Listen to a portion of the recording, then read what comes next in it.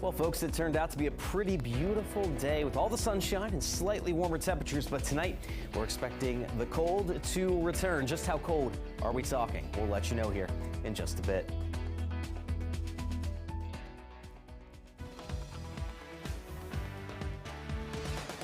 Straight ahead on DC News Now at 9, accusations of a power grab in part of Prince George's County. The city council proposes changing the mayor's role. We're live as neighbors sound off with their concerns. The homeless system, however, cannot solve the affordable housing crisis. To help the unhoused find housing just isn't working. Now the district says it's making changes, but will those changes work? Plus, one Virginia city is offering $500 a month for 2 years. Details on a new pilot program that'll help dozens of people and their wallets. Hey, good evening. Thanks for joining us for DC News Now at 9 o'clock. I'm Chris Flanagan. And I'm Annalisa Gale, filling in for Tasmin. New tonight, a power struggle in a Prince George's County city. Right now, the Glenarden City Council is trying to change the structure of the government. That's right. It could diminish the power of mayor. Dozens of residents showed up for a meeting at the Glenarden Municipal Center tonight to voice their concerns. Our Prince George's County reporter, Yamari Sase, joins us there live with the details. Yamari, good evening. Yeah, it's a packed house here in Glenarden tonight, and the meeting is still ongoing. But some say that the current system is not working, while others believe this is a power move by the city council. Now, the city council did share a presentation on how this new government could work and what those changes could look like. And the meeting is actually still going on right now, as I mentioned before. But the city council says that there are overlapping duties that are causing issues within the structure right now, and they want to make sure that they're clarifying those duties and restructuring this entire new government. Now, they also say that they plan on adding the mayor to the position of the city council, and the proposed charter would give the mayor legislative authority but would not operate as a separate body. Now, some residents today say that they're not happy entirely about this possible change, but as I mentioned before, this is the first public hearing that they're having today. They do plan on having more, and as we go on later tonight, I will have some comment from residents speaking out today. For now, reporting in Glenarden, Maryland, I'm Yamari Sase, DC News Now. All right, thanks, Yamari. And here right now is a beautiful shot of northwestern Pennsylvania's first snowfall of the season. Slow motion video capturing flurries in Allegheny National Forest paired with a beautiful fall backdrop. Doesn't get any prettier than that. That is pretty, and you know what? Let them enjoy that right now. Yes. We can hold off just for a little while, Damon, right? Hey, Forever. that's my stomping grounds. That's my stomping grounds up that way. So I love to see that, and I like the snow. But yeah, for everybody else, I will try my best to hold off on that snowfall if we can help it. But we still are talking about cold temperatures, no question about it. No snow, but it's going to be feeling like it wants to anyway. Look at that. We have frost advisories in effect again tonight for the DC Metro, all surrounding counties, Montgomery, Fairfax, PG, and then across into southern Maryland. Now, we have these frost advisories because last night the temperatures did not quite get below freezing, and the growing season continues in these counties. We don't have any advisories or warnings to the west because it got cold enough last night to end the growing season, and we will not see any more freeze warnings or frost advisories for Frederick, Hagerstown, or Martinsburg per se, but it is certainly going to get cold enough that we do see those freezing temperatures again tonight. So we have another cold night ahead of us, but we are going to slowly get those temperatures back up because high pressure is going to be just off to our south again tomorrow, providing us with very sunny skies, a southerly wind that is going to push us up towards 65 degrees. And then Saturday, that high pressure center gets even closer, and that means we'll have even warmer temperatures as we go off into the weekend with very beautiful conditions set to continue. So improvements are on the way, but as we roll ahead past Saturday, are we expecting some rain showers to get back into the mix before the weekend is done? We'll have your full forecast coming up here in just a bit. All right, Damon, thanks. We'll see you then. Meanwhile, there's a new pilot program coming to Alexandria, Virginia that could mean an extra $500 per month in your wallet. Northern Virginia Bureau reporter Max Marcilla joining us live from Alexandria's Department of Community and Human Services on Mount Vernon Avenue. And Max, city officials really have high hopes for the Arise program.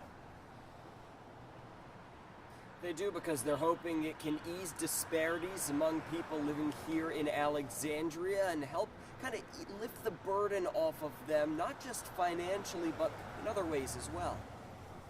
$500 in your pockets to use on groceries, gas, or anything else. It is a bold idea of giving people cash and just letting them spend it how they want, but we know that it's time to really look at the narrative and how we're treating people and giving people the power in their lives to make decisions for themselves. Julie Mullen, Alexandria's Economic Mobility Program Officer, says the Arise pilot is bold but can help those who live in the city and need it most. Guaranteed income is a systemic way that we could provide an income floor and make sure that everybody in our community has what they need to really make ends meet. Here's how it works. Alexandria is using money from the American Rescue Plan Act to give 170 randomly selected people $500 a month for 24 months. They have to make less than 50% of the area median income in Alexandria. For a household of 4, that's about $71,000 a year.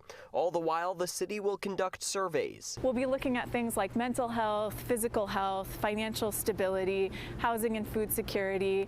We'll also be looking at labor market participation. How does it impact their ability to look for better paying jobs, new jobs, different jobs? It will pay for evaluators and a control group, and after 2 years, we'll decide if this is a program they want to continue, and if so, how to fund it. I think there's all sorts of solutions that have been put on the table. Whether it's changing the tax code or using donations could be up to a future city council, but the pilot has support from Mayor Justin Wilson, who says it can involve the ways that we assist our neighbors in need of extra support. Now, we spent the night talking to people here in Alexandria about what they think of this new policy. Some raised concerns about the fact that the spending by people who receive the money can be for anything, not just necessities. Other people said, look, this is such a critical program, and they hope it expands after the pilot ends in 2 years. Reporting live from Alexandria, Max Marcilla, DC News Now. All right, Max, thanks. Meanwhile, staying in Virginia, debate over proposed transgender school policies dominated 3 hours of public comment at the State Board of Education's monthly meeting today. Governor Glenn Youngkin rolled out the new proposed standards last month. Now, among the proposed changes, teachers would not be required to refer to students by their preferred pronouns. Today's meeting was packed with parents and teachers, both for and against the policies. We'll hear from them coming up in our next half hour. Well, new details. D.C. leaders are now looking to make major reforms to a city housing program. Yeah, rapid rehousing is intended to help those experiencing or facing homelessness find a stable place to live. But critics say it's a failing program. DC News Now's Marielle Carbone is following that story for us. And Marielle, today people had a chance to weigh in on those proposed fixes. How did that go? Yeah, they did have that chance. And during an hours-long public hearing, we heard the same issues over and over again. People in the program, they feel unsupported and left unable to afford their housing when their time in the program ends. Now, this legislation aims to fix that, but not everyone supports it. Rapid rehousing. It's a program intended to help people move from homeless to housed. But some in it say it's not working, and many of them signed up for a public hearing Thursday to share their frustrations. Been cycled through the system of housing. My experiences with homelessness and the rapid rehousing program are no doubt parts of the reason that I myself suffer from severe depression. The program assists people with rental subsidies for 12 to 18 months. After that, many say they're left with rent that's too high and no way to pay it. I fear falling back into the homeless, but I know I cannot afford to live in D.C. without the assistance of housing subsidy. This proposed legislation is supposed to help fix that. It does several things, like ensuring no family in the program pays more than 30% of their income on rent. Plus, it paves a pathway for participants to get permanent housing vouchers, which is more long-term. Families will feel more supported. They won't feel set up to fail. DHS does not support the proposed legislation. But Laura Green-Zeilinger, the director of the Department of Human Services, says the proposed changes will do more harm than good and essentially turns rapid rehousing into a program that already exists under the D.C. Housing Authority. Plus, she says it doesn't address the root issue.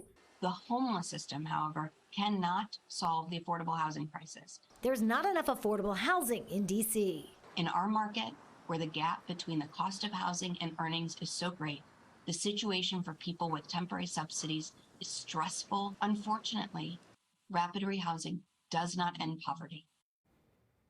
And Zeliger says there are other issues with the proposal, too, like the cost to actually implement it. But DHS, it has been working to improve the program. Recently, it did cap rent costs for families at that 30% mark, which is something the proposal is aiming to do.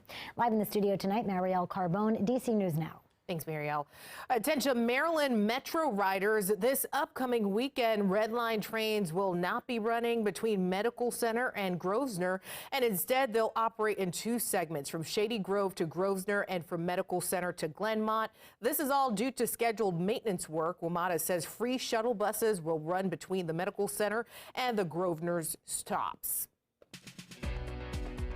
Well, still ahead on DC News Now at 9, one Maryland high school football game will look a little different this weekend. We're in Montgomery County with how safety concerns could change the timing of tomorrow night's kickoff. The turkey market is tight. It's going to get even tighter. All right, plus your Thanksgiving dinner may look a bit different this year, and it all has to do with the bird flu. Coming up, your best bet for buying a turkey without having to break the bank. You're watching DC News Now at 9, covering the news where you live, from the nation's capital to West Virginia. Stick around. We're back after this.